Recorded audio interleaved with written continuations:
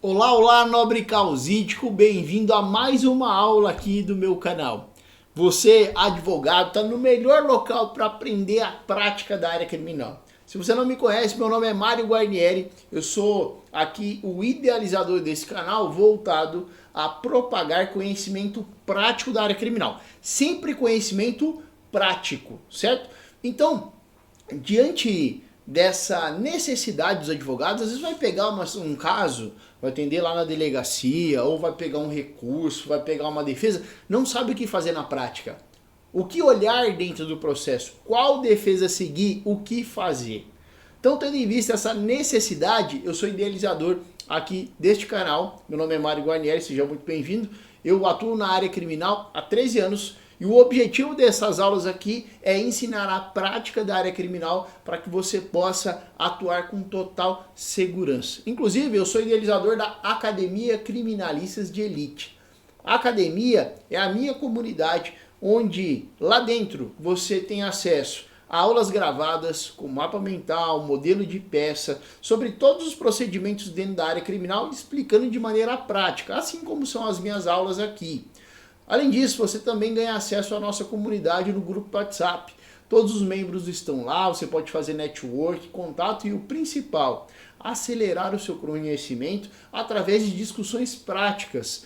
Lá dentro você vai se sentir acolhido, acolhida e qualquer dúvida que o membro tenha, pode jogar lá dentro da nossa comunidade ou eu, um colega mais experiente, vai auxiliar. E a troca lá é assim, é espetacular. Porque nós temos colegas de todo o Brasil. A gente entende um pouco de cada tribunal, país afora, pelas discussões que nós temos lá no grupo. Esses são os meus objetivos aqui, tanto lá dentro da academia, que é a minha comunidade, como também aqui nas nossas aulas, tá bom? Seja muito bem-vindo, muito bem-vinda. Antes da gente iniciar a aula, recados importantes, se você ainda não é inscrito no canal, já se inscreve agora, ativa as notificações. Toda terça e quinta tem uma aula nova aqui para vocês entenderem um ponto, uma prática ali que você não entende, não domina, e sempre um conhecimento prático para que você possa aplicar no seu dia a dia aí, possa ter noção e possa implementar na sua advocacia. Visando ter bons resultados, visando crescer na sua advocacia, ter mais clientes, receber mais honorários, tá? Se não é inscrito no canal, já se inscreve, deixa o like. O like é o mais importante, porque assim o YouTube entende que esse vídeo é relevante e entrega para mais e mais advogados que precisam beber desse conhecimento, tá bom? Então já faça esses atos agora mesmo, antes da gente iniciar com a nossa aula. Vou introduzir o tema aqui e a gente já passa para a nossa tela o nosso mapa mental. Bom, vou tomar água aqui para me hidratar. Uma questão bem interessante, bem importante que a gente precisa discutir é a questão de recursos. Tem muito advogado que às vezes perde o prazo, não sabe a técnica, não sabe o fundamento, o que recorrer, qual recurso utilizar. Então hoje aqui eu me propus a trazer na aula conceitos importantes que eu trago de dentro da comunidade. Só quem está dentro da comunidade tem acesso a esse conhecimento. E aí eu peguei partes lá desse conhecimento. É claro que eu não posso entregar tudo aqui, pelo tempo que a gente tem, também seria injusto com o pessoal da comunidade, né, da Academia Criminalista de Elite.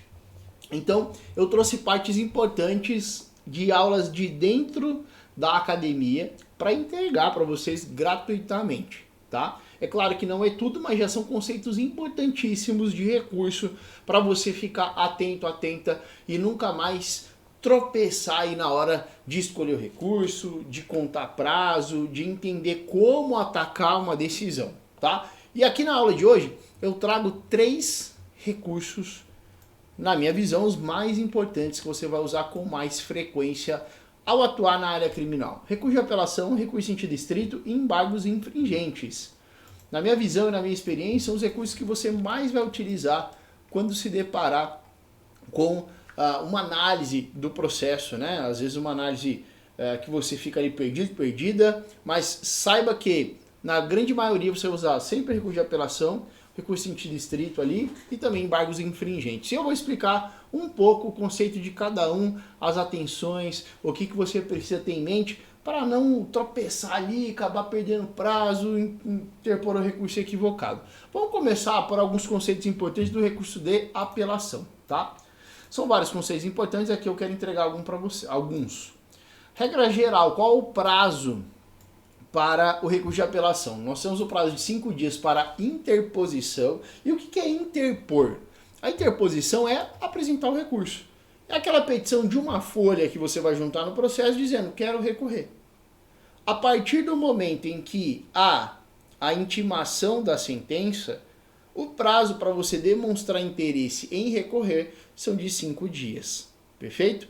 Previsão do artigo 593 do CPP.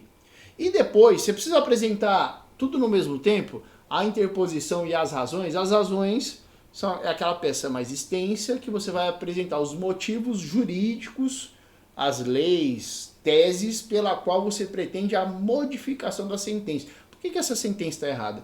Porque considerou como reincidente, por exemplo, uma condenação, só que entre o cumprimento desse processo, dessa pena antiga, e o cometimento do novo delito passou mais de 5 anos.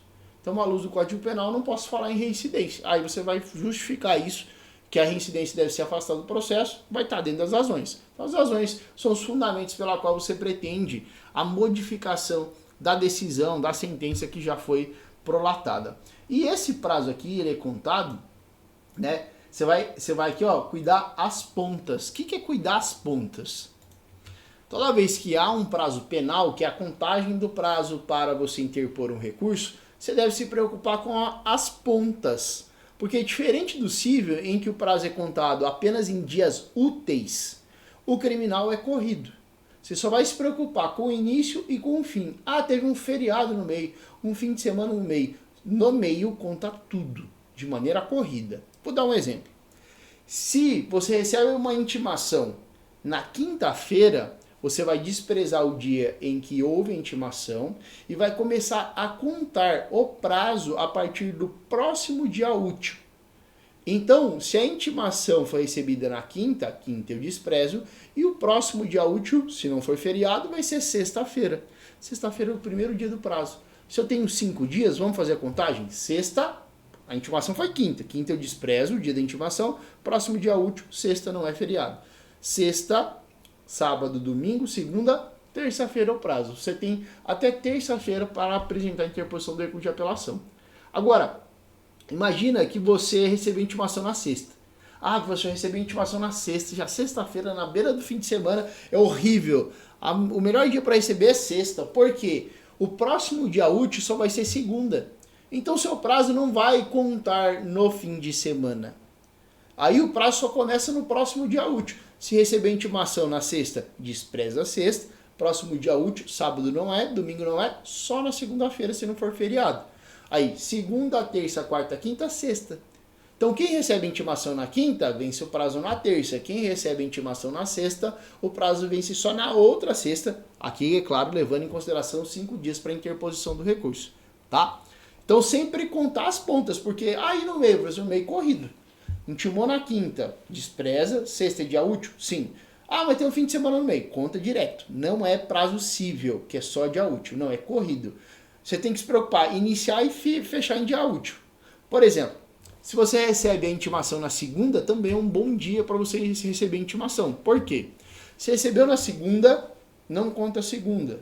Você vai contar o quê? Na terça. Então, terça, quarta, quinta, sexta, sábado. Opa, mas acabou em dia que não é útil, então vai prorrogar para o próximo dia útil. Sábado, domingo, só na outra segunda é que vai vencer o prazo para a apresentação da interposição. Entendeu essa contagem?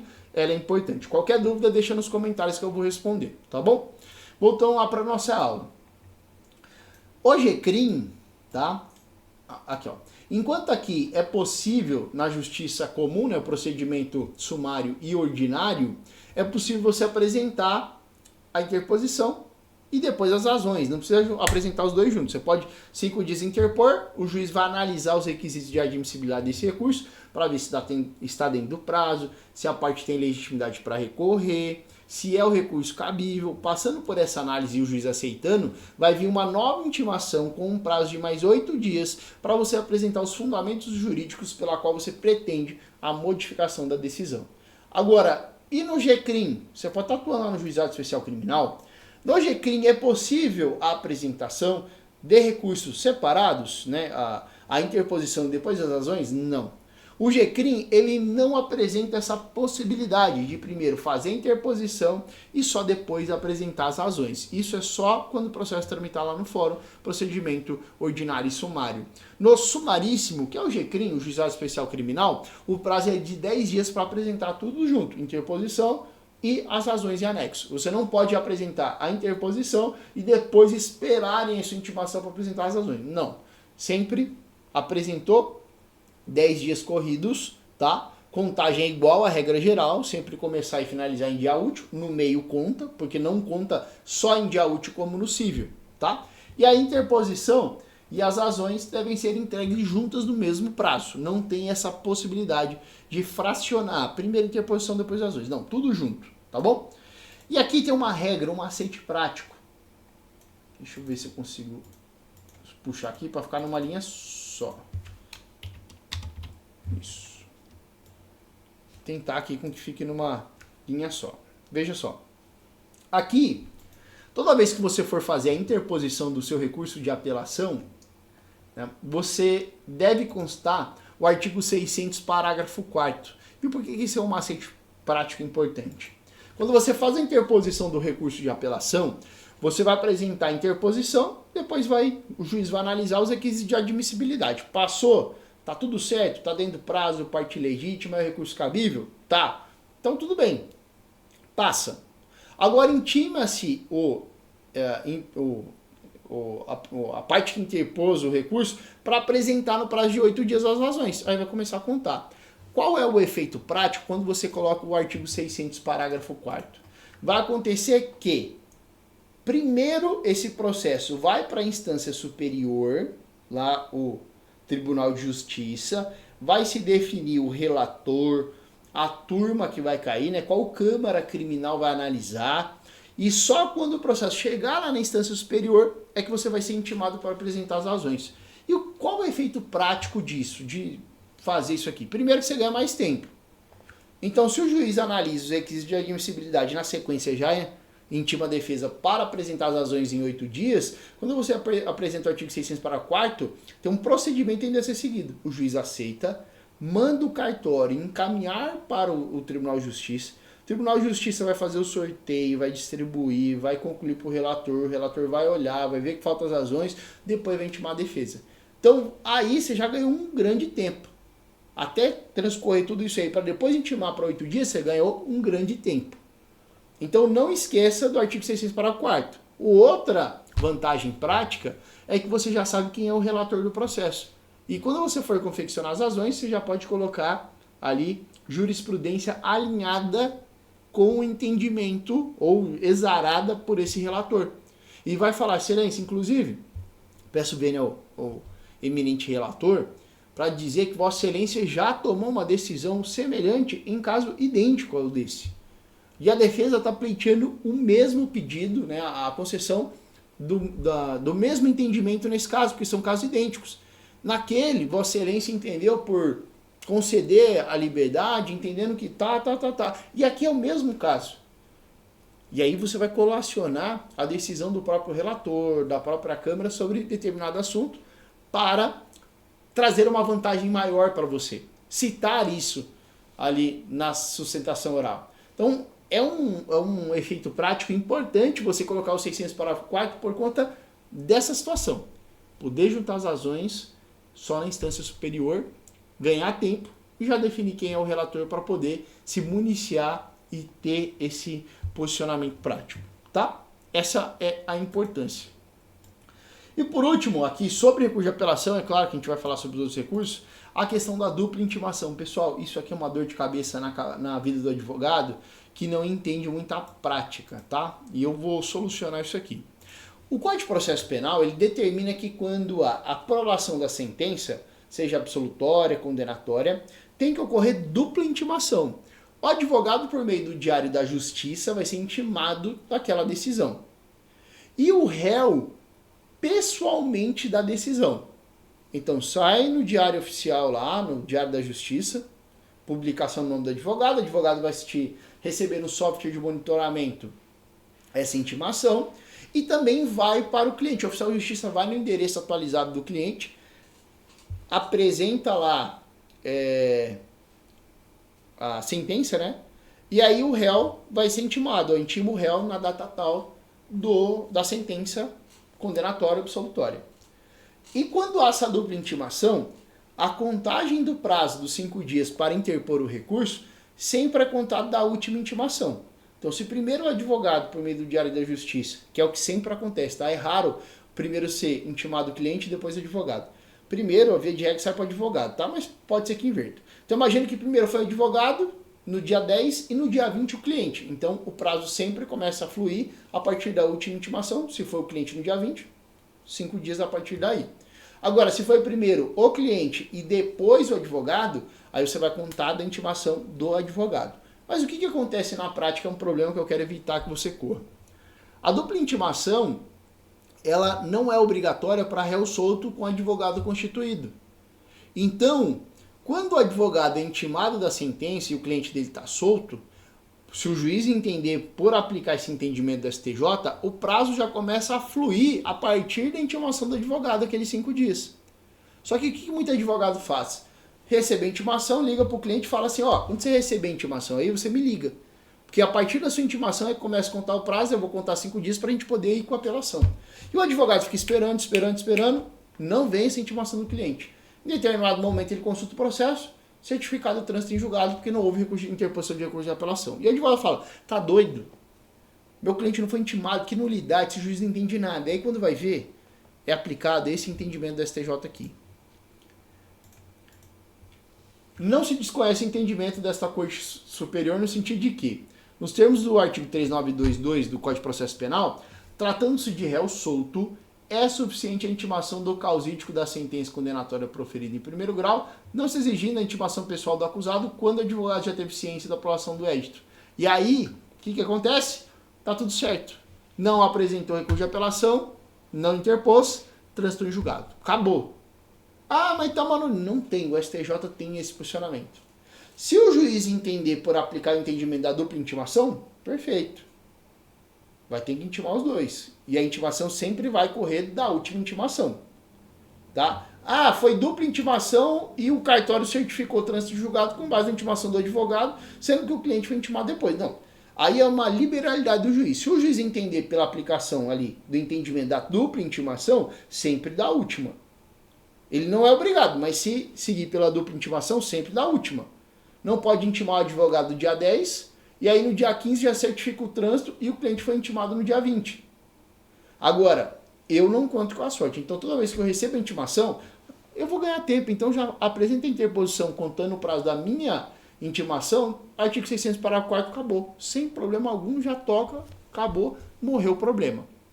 A grande questão é que o advogado corre o risco, espera intimar o cliente e o dia que o juiz entender por não aplicar a dupla intimação, ele está correto, é a oposição do STJ e vai acabar tendo um grande problema. Então, para que isso não aconteça, foi intimado? Conta 5 dias ali, certinho, conforme eu ensinei aqui, apresenta apenas a interposição e joga o artigo 600 parágrafo 4º, que quer apresentar as razões só na instância superior. Acabou. Garantiu que o recurso vai ser apresentado. E outra, professor, perdi aquele prazo de 8 dias para apresentar as razões. Eu apresentei no 11º dia. Tem prejuízo? Não. Você não pode apresentar fora do prazo a interposição. As razões é uma mera irregularidade. Não vai acarretar nenhum prejuízo. Não vai fazer com que o recurso não seja conhecido. Agora a interposição sim. A interposição é séria. Então nunca venha perder esse prazo. Ok? Vamos continuar aqui com a nossa aula de recursos. Vamos para o próximo.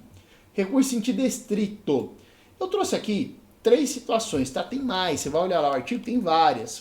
Tá lá no artigo 581. Mas aqui eu quero trazer... Eu trouxe 3 aqui, tá? Primeiro, decisão de despacho ou sentença que não receber a denúncia ou queixa.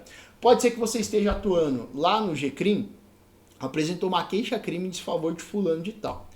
E esse fulano de tal, dessa queixa-crime, lá o seu cliente, ele foi vítima e a ação penal privada se recebeu a queixa. E aí o juiz rejeita a sua queixa, fala, não preencheu os requisitos de admissibilidade, vou negar. Ou pode acontecer também com o promotor, quando apresenta a denúncia, o juiz rejeita essa denúncia. O recurso cabível nesse momento vai ser o recurso em sentido estrito. E aí, algumas situações importantes. Cabe tanto na hipótese de rejeição liminar após o oferecimento da denúncia ou queixa, como naquela rejeição após a apresentação da RA.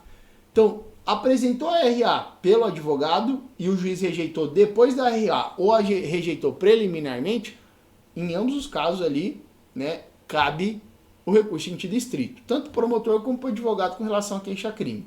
É cabível também contra a decisão que rejeita parcialmente a denúncia ou queixa, como na rejeição de eventual aditamento, tá? Então, vamos dizer que se apresentou a queixa-crime com 3 delitos, o juiz rejeita com relação a um e recebe com relação aos outros 2. Cabe o rese, tá? Cabe o rese. E aqui, ó, e no caso de recebimento da denúncia ou queixa, existe recurso para combater essa decisão? É uma pergunta que muitos advogados fazem. Professor, eu apresentei RA e o juiz rejeitou minha RA, manteve recebendo a denúncia e tocou o processo. Tem recurso cabível contra essa decisão? Não existe. No CPP não tem previsão do recurso cabível contra a decisão que mantém recebendo a denúncia ou que recebe a denúncia. O que você pode fazer alternativamente é ingressar com um habeas corpus. Aí o habeas corpus, ele é um instrumento pela qual você pode contestar, né, os requisitos da ação ali, dizer que não foram preenchidos e tentar o trancamento da ação penal. Mas é assim que você vai fazer, através de um habeas corpus. Não dá para usar a rese para isso, tá bom? Voltando lá para o nosso quadro. Também cabível aqui, ó, contra decisão, despacho ou sentença que pronunciaram o acusado. Atenção, criminalistas aí que atuam no júri. Então, quando, ao final, o júri é segmentado em 2 partes, né? Primeira e segunda fase. A primeira fase é para, não tem pena, não tem aplicação de pena, nem sentença. Aliás, tem sentença, mas a sentença é para pronuncio, desclassifico, absolvo ou impronuncio o réu. São 4 decisões só ao final da primeira fase. Manda ou não para júri, absolve sumariamente, desclassifica o crime para outro que não é doloso contra a vida ou entende que não tem os requisitos mínimos para pronunciar e vai impronunciar o réu, ok? Essas são as decisões, tá? Então, da decisão que pronuncia o réu, manda o seu cliente ser submetido a julgamento pelo tribunal do júri, é cabível o recurso em sentido estrito. E aqui, ó, no processo que tramita no tribunal do júri, em caso de decisão que pronuncia o acusado na primeira fase do tribunal do júri, será cabível o rese. Então, pronunciou seu cliente, qual é o recurso cabível? Recurso em sentido estrito. Só atenção aqui, ó. Atenção que, professor, e se o juiz desclassificar o delito para outro que não é de competência do tribunal do júri? Quando o juiz dá a decisão de desclassificação ao final da primeira fase do tribunal do júri, temos que entender que essa desclassificação não é mudar a tipificação legal. Por exemplo, muda de homicídio para infanticídio, continua sendo crime doloso contra a vida. Essa desclassificação é do crime doloso contra a vida para um culposo contra a vida, por exemplo, ou outro delito que não é de competência do júri. Aí nós teremos essa decisão de desclassificação, porque daí vai tirar a competência do júri e vai ser julgado em outro juízo. Tá? Então vamos lá.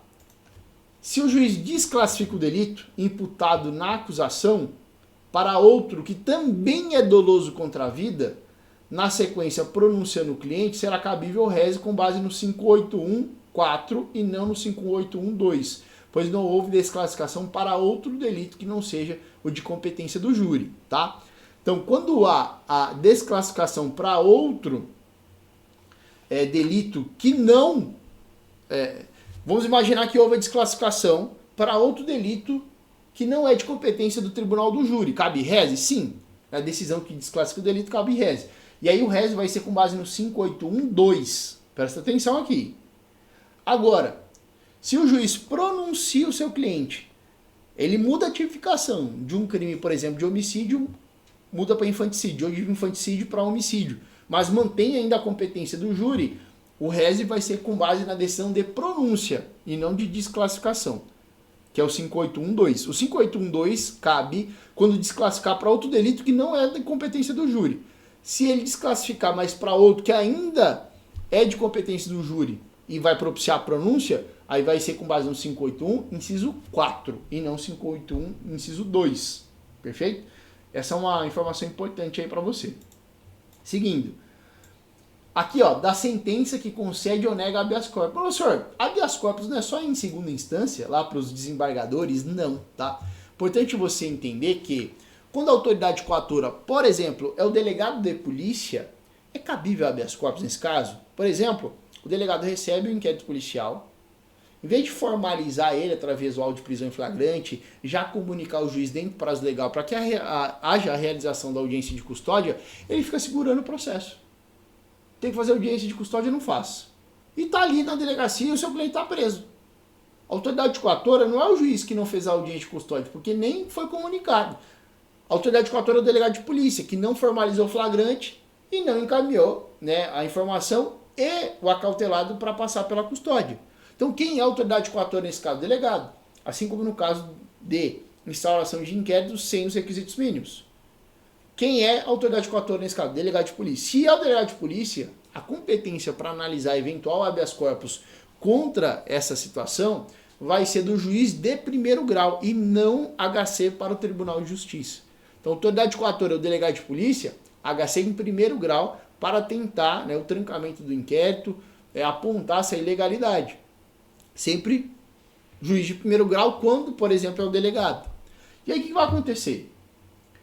Essa decisão do juiz, você pode fazer a impetração do HC em primeira instância para o juiz. E o juiz dá a decisão concedendo ou negando o seu habeas corpus. Se ele conceder, ótimo. Provavelmente quem vai recorrer vai ser a acusação, né? Ou o delegado informa lá e aí o MP recorre. Ou pode ser você. Você entende que a decisão do juiz nesse HC de negá-lo não é adequada e você quer recorrer. Qual o caminho? Recurso em sentido estrito, 581, inciso 10, tá? Para ser possível o rés, a decisão que concederam negar HC deve ser exarada por juiz de primeiro grau, tá? Contra a decisão de desembargador e ministro que nega habeas corpus, aí não vai ser rés, tá?